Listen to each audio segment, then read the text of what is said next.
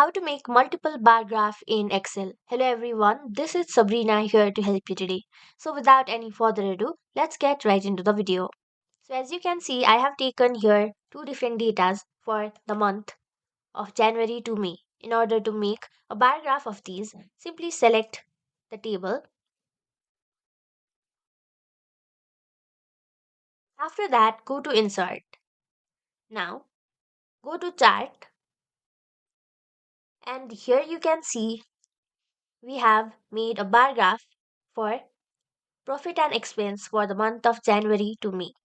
Now, in order to change the color, simply drag down the button of expense, and from there you will be able to go to chart style, and you will also get color options which you can change. So here the blue is for the profit while the red one is for expense.